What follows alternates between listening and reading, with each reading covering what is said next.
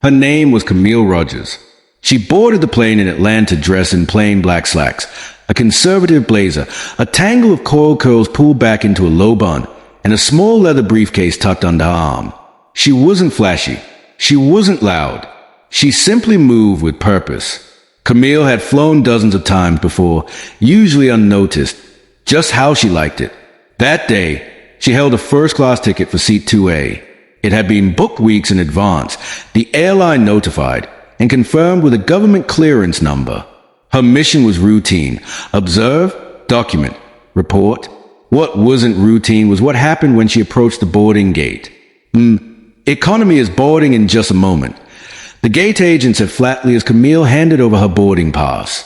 Camille looked at the agent, then at the large digital screen. First class was clearly being called.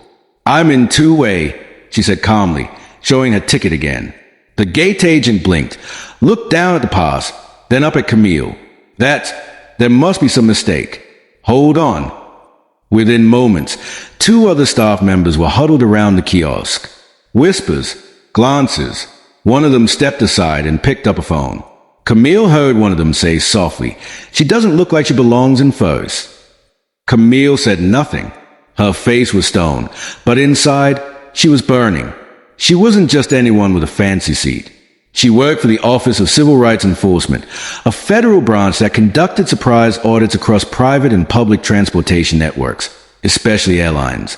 By the time the flight began boarding, Camille was still standing aside, being told her ticket needed to be re-verified, while others with similar seats, mostly older white men, strolled past unbothered. The final straw was when a white couple arrived late, showed digital passes, and were waved right through to first class without a blink. That was when Camille pulled out her federal ID. The gate agent's face paled. You're with the Department of Civil Rights Enforcement. Yes, she said, voice cool as glass. And you just failed a live audit. The manager was summoned. Apologies came rushing. They offered to move her to the front immediately. Camille didn't yell. She didn't even raise her voice. But she did something much more powerful. She recorded everything. By the time she took a seat in 2A, every flight attendant had been briefed, every gate agent was rattled, and Camille quietly typed into a tablet.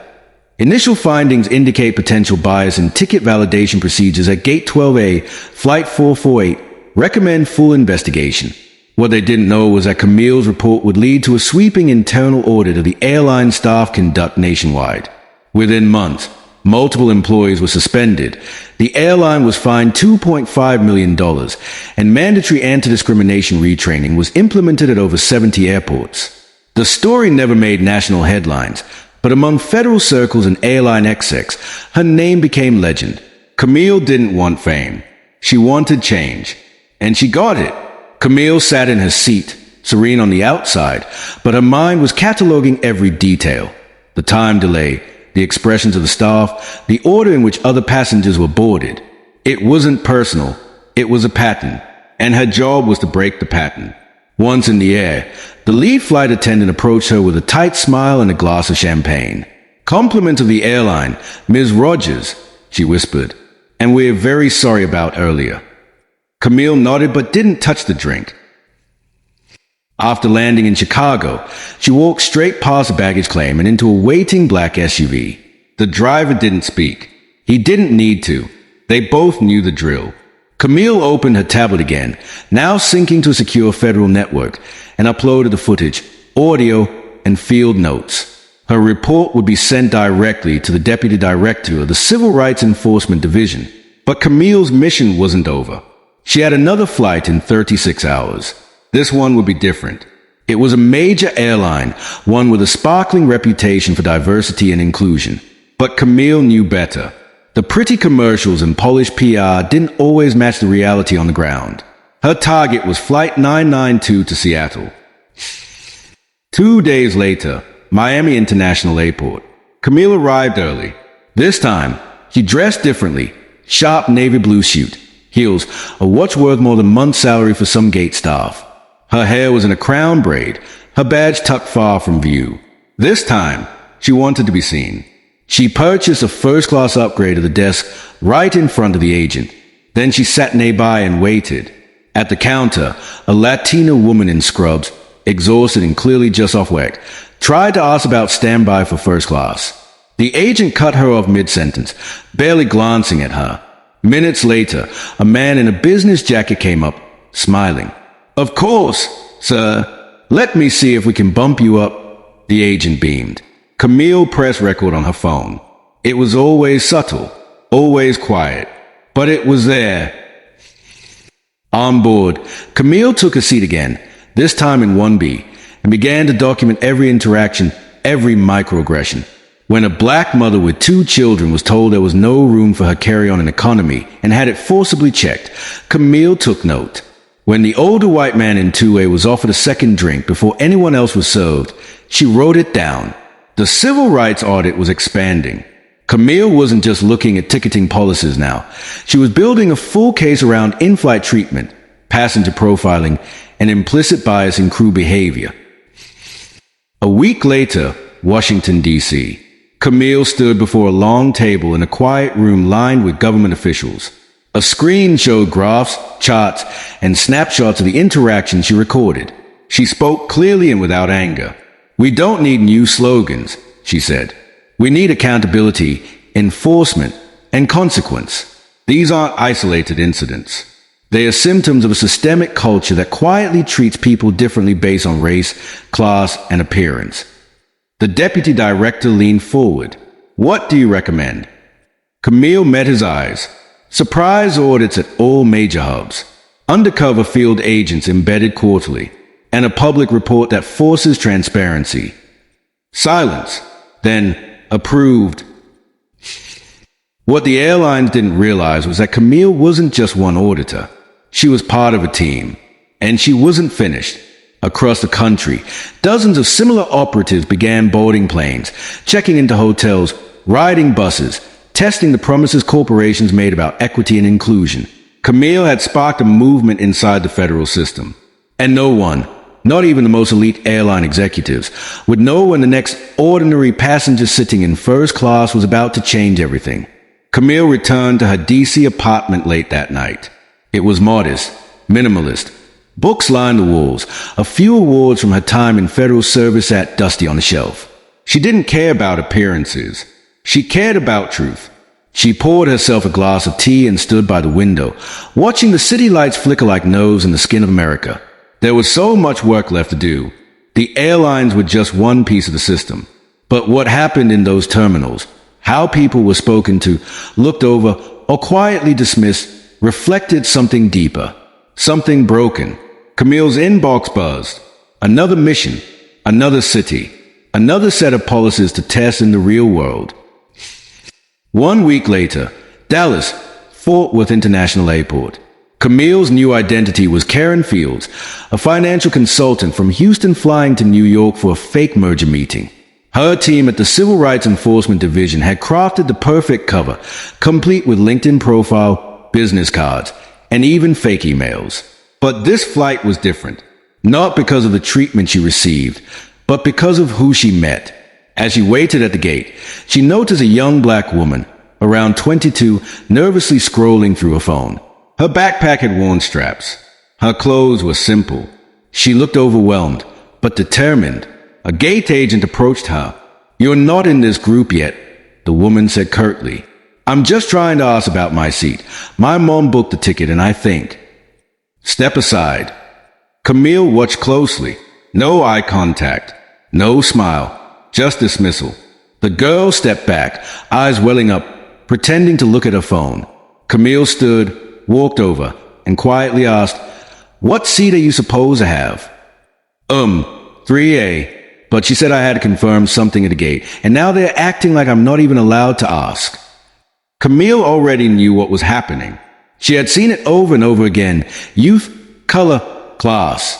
A trifecta that made people invisible in the eyes of those trained to spot important travelers. She gently smiled. "Walk with me." They went back to the counter together. Camille held her ID badge in one hand, just low enough for the agent to catch a glimpse. "Hi," she said with pleasant authority. "This young woman is with me. She has 3A. Let's confirm it together, shall we?" Suddenly, the agent straightened up. Yes, of course. Let me just, check the manifest. Magically, the seat was confirmed. A printed boarding pass appeared. A weak smile offered. The girl blinked, still stunned. As they walked toward the boarding area, the young woman whispered, "Are you, like, a lawyer or something?" Camille chuckled. "Something like that." On board, first class. Camille sat in 1C. The young woman, her name was Alana, sat in 3A, peering out the window, unsure whether she was dreaming. A few minutes after takeoff, a flight attendant came by with wine and snacks. She skipped Alana completely. Camille raised an eyebrow. "Excuse me," she said gently. "You missed a passenger in 3A. The attendant blinked. "Oh, right. Sorry. I just assumed." "You assumed wrong," Camille said, cool and even. "Please treat her as you would any other first-class customer." The woman flushed and returned moments later with the same service tray she had offered others. Alana turned around and mouthed, "Thank you." Camille gave a small nod. It was small, but it mattered. 3 days later, internal briefing, Washington, D.C. Camille stood before a private group, senior DOJ officials, transportation regulators, and field agents. On the screen behind her were anonymized images, gate agents brushing people off, passengers mistreated, customer service double standards laid bare. "This is what bias looks like," Camille said, voice steady, not with slurs or overt actions, but with small dismissals, with assumptions, with policies enforced selectively. She clicked again. These are not isolated incidents. They are quiet patterns of exclusion hiding in plain sight, and it is our job to root them out, quietly, relentlessly, and without compromise. The room was silent. Heads nodded. Then a voice from the back. "Camille, what's next?" She turned slowly, the edge of a smile forming. "We expand. Hotels, ride shares, hiring practices, apartment rentals. Anywhere discrimination wears a polite face, we show up, and we hold a mirror to its reflection." 1 month later, Los Angeles. Camille walked into a luxury hotel dressed as a customer from a lower-income neighborhood applying for a service job. A fake resume in her bag. A Y in her collar. She was no longer just an auditor. She was a quiet storm. And for every door that closed in her face, she was building the case to blow it off its hinges. The sun rose over Los Angeles with a pale orange glow, casting long shadows across the boulevard as Camille stood in line outside the towering five-star hotel. Her clothes were modest today, gray pants, a second-hand blazer, comfortable flats. She looked like any other job seeker, resume clutched in hand, hopeful eyes scanning the entryway. But Camille wasn't here for a job. She was here for the truth. The hotel had a reputation, glitzy ads, glowing reviews, promises of diverse hiring and inclusive values. But the complaints told another story, anonymous emails, quietly deleted job applications, entry-level workers of color passed over for promotions again and again. Camille had received a tip from a former employee. They only interview people of color when corporate is watching. Otherwise, you never even get called back. She walked through the revolving glass doors with calm heart, already watching, already measuring. The man at the concierge desk glanced her way and then immediately looked past her to the white woman who stepped in behind. Subtle, dismissive. Strike one. Inside the HR office, Camille sat among others, some dressed sharply, some plainly. One by one, applicants were called. The white man in the designer suit, called within 5 minutes. The Asian woman who asked a question about schedule flexibility, brushed off with a clipboard and told someone would be in touch. A young black man with a military background, not even acknowledged. Camille waited. 30 minutes. An hour. She watched people come and go. Her name was never called. Then, she pulled out her second ID, the one she rarely used unless absolutely necessary. It bore the gold federal seal and her real name. She stepped up to the front desk and said, softly, "Please inform the HR supervisor that Agent Camille Rogers from the Civil Rights Enforcement Division is here regarding discriminatory hiring practices." The woman behind the desk blinked. I'm sorry, what? "You heard me." The air changed. Suddenly, managers were being paged. Suits appeared. There was murmuring in the back. Camille remained poised, quiet, alert. Then a man in an expensive tie approached. We apologize. There must have been a mistake. Would you like to come back for a formal interview? We can reschedule. Camille held up her hand. I wasn't here for a job. I was here to observe. And you just failed a federal audit. That evening, confidential briefing. Camille debriefed the team via encrypted video call. All signs confirmed the whistleblower's claims, she said. Discriminatory screening of applicants at the front desk. Inconsistent interview scheduling. No procedural transparency. I have it all documented. She leaned back in her chair, exhaustion threatening to catch up to her. But there was still more work ahead. Across the screen, her colleague, the sharp-eyed investigator Marcus Chen, nodded. Camille, did you see the news from Atlanta? Another airline incident. Elderly woman removed from a first-class seat she paid for. No explanation. Camille's jaw tightened. Send me the footage, she said. I'm flying there next. Days later, Atlanta. This time, Camille didn't travel alone. She brought a junior agent with her, Lena Ortiz, bright and fearless, new to the agency but determined to make change. Their mission was dual: audit the airline and interview the woman who had been wronged. What they discovered sent shockwaves up the chain. The woman, 68-year-old Gloria Thompson, had been forcibly moved from her first-class seat after a gate agent claimed there was an error in the booking system. Her seat was then given to a frequent flyer, white, male, and visibly irritated he hadn't been upgraded earlier. Gloria had never flown first class before. It was a retirement gift from her daughter. They just said I didn't belong up there, she whispered through tears. Like I was stealing something. Camille didn't offer shallow comfort. She promised justice. 1 month later, Washington, D.C. Headlines began to surface. Federal Civil Rights Division launches crackdown on discrimination in hospitality and airlines. New task force to investigate systemic bias in U.S. hiring and travel industries. Camille's name wasn't in the press. It never was. But behind closed doors, the movement she ignited was spreading. More agents, more cities, more secret audits. Camille Rogers had become a ghost in the machine, watching, listening, documenting, and striking when it mattered. And somewhere in a boardroom far away, another CEO asked nervously, "Wait, what if one of them is on our flight?" They had no idea, but they were about to find out. Months had passed since Camille Rogers first boarded that flight out of Atlanta and uncovered a pattern of quiet discrimination hidden behind smiles, uniforms, and polished corporate slogans. By now, she was no longer just a field auditor. She was the lead coordinator of Project Mirror, a covert federal initiative aimed at exposing systemic bias across the nation's most powerful travel, hospitality, and hiring industries. Camille had traveled coast to coast, observing, documenting, and holding the powerful accountable without ever once shouting. Her strength was a silence. Her weapon was the truth.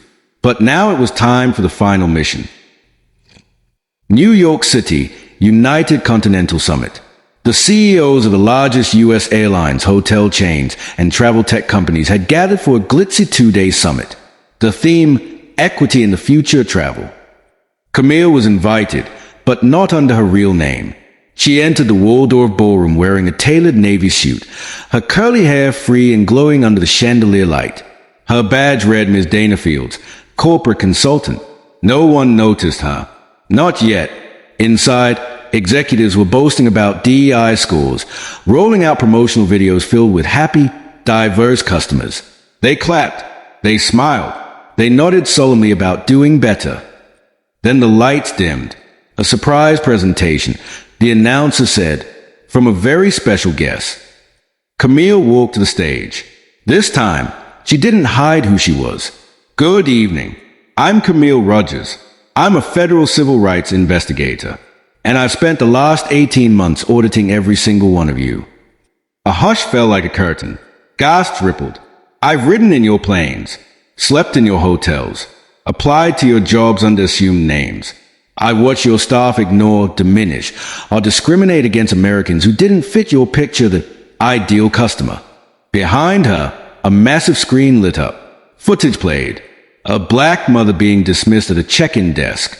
A Latino veteran passed over in a job interview with a smirk. A young Muslim woman ignored in first class. Faces filled the room. Real people, real evidence. This isn't just a public relations problem, Camille said, voice steady. It's a systemic failure. And as of this moment, formal charges of civil rights violations are being filed against 7 of the corporations represented in this room. Security guards appeared in the back. Government agents. Subpoenas were being handed out. Panic broke across the tables. But Camille remained calm. We're not here to ruin reputations. We're here to end a culture of exclusion. You say you care about equity? Then prove it. Because we're not going away. We are everywhere now. Watching. Measuring. Demanding better. 1 year later. Change in motion. The headlines told the story. New federal standards mandate bias audits in all U.S. airlines and hotel chains. Camille Rogers named one of Time's 100 most influential people. Whistleblower law expanded after landmark travel discrimination case. But Camille didn't care about fame. She cared about what came next. New jobs were being filled by people who once never had a chance. Training protocols had shifted. Complaints once ignored were now being investigated. And Gloria Thompson, the elderly woman who was once denied her first-class seat, was now the face of a national campaign. You deserve to be here. Camille stood at a quiet airport terminal one rainy evening, suitcase in hand. A gate agent smiled and waved her through without a second glance. She paused, not because she was being mistreated, but because for the first time, she saw someone like her, a young black woman, behind the counter, confident, welcoming, in charge. Camille smiled.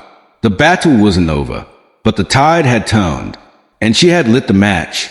The end.